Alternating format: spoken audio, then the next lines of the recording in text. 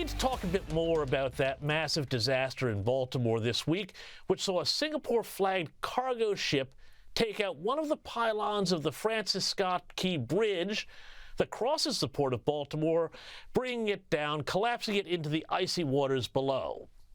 Now, if you ask me, this is an event, a tragedy, that resonates so much because it seems to crystallize the general feelings of so many that America is in decline, that performative wokeness is more important than actual performance, and that everything is coming apart at the seams. It's a vibe that is sort of like Robert De Niro's Taxi Driver, but where the big concern is pronouns, not prostitution. Now, let's be really clear here before we go any further. I do not think that wokeness, per se, caused the Francis Scott Key Bridge disaster. The experts will hand down their verdict in due time, but the most likely explanation is probably shoddy maintenance on the ship and a crummy crew. We'll see. This is, of course, despite the fact that plenty of other transport problems, such as the tendency of Boeing airliners to lose doors mid-flight, can probably be at least partially sheeted home to that company's cultish adoption of DEI practices, which, let's just hope, do not cause one or more people to DIE one of these days. And in fact, I'm really concerned that the entire Biden administration is so shot through with wokeness that America's infrastructure will continue to decay, whether due to shipping accidents or train derailments or God knows what else. Let's remember, this here is the Secretary of Transportation, Pete Buttigieg. He is a man who thinks a highway can be racist even if it's never sent out a spicy tweet in its life. If an underpass was constructed such that a bus carrying mostly black and Puerto Rican kids to a beach, or there would have been, in New York was designed too low for it to pass by, that obviously reflects racism that went into those design choices. I don't think we have anything to lose by confronting that simple reality, and I think we have everything to gain by acknowledging it and then dealing with it. Of course, Buttigieg also drives an electric Mustang, which pretty much tells you everything else you need to know about the man.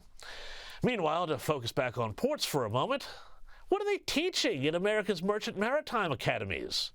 Well, here's what's going down at the Massachusetts Maritime Academy, where, according to their website, they are teaching students who will go on to crew and run America's commercial ships and ports about allyship, leading across cultures, diversity, culture, and inclusive leadership.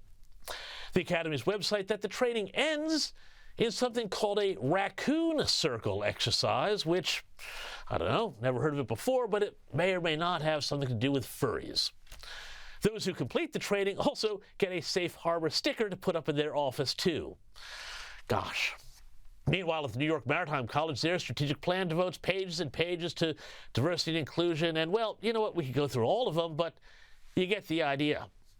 And let's also not forget that the Biden administration has put wokeness, progressive left-green thinking, front and center in all of its signature infrastructure programs, as the great Terry McCrann has explained previously. There are all sorts of woke spending programs that are involved in that spending. You know, the sort of things that people might think of as infrastructure, like roads and schools and hospitals, maybe half at tops is going to be spent on those things. The rest of the money is going to be spent on all sorts of social welfare and woke programs. Pete Buttigieg has also said that the infrastructure bill would spend billions on transformational infrastructure projects across the nation. But what, in fact, this turned into was trillions spent on all sorts of nonsense, including an obsession with the Marxist code word equity, the advancement of an anti-car agenda, and the hyper-woke Digital Equity Act. But anyway, back to the future. And as with so many other transportation disasters, the president is nowhere to be seen. Just as he took 378 days to visit the scene of the infamous East Palestine, Ohio train derailment, there's no indication of when the president will go to survey the wreckage that has shut down one of America's biggest ports. Any update on when the president would go to Baltimore? I don't have an update for you. Obviously, we want to do it when it is the appropriate time on the ground. We're going to continue to have conversations with, obviously, local officials on the ground to get a sense of what their needs are. But we want to make sure that we do not disrupt their efforts. Indeed. Oh, and one more thing. You reckon that if they do rebuild that bridge, they'll name it after Francis Scott Key again? He was the guy, of course, who wrote the Star-Spangled Banner. Not on your life. The Washington Post and other media outlets are already circling the wagons to cancel Key, noting Key's, quote, conflicted relationship with slavery. So who knows? Maybe one day your grandchildren, because that's how long it takes to build anything in the U.S. these days, will have the pleasure of crossing the Baltimore Black Lives Matter Bridge or the Stacey Abrams Span or, well, whatever they decide to call it. In an EV, of course.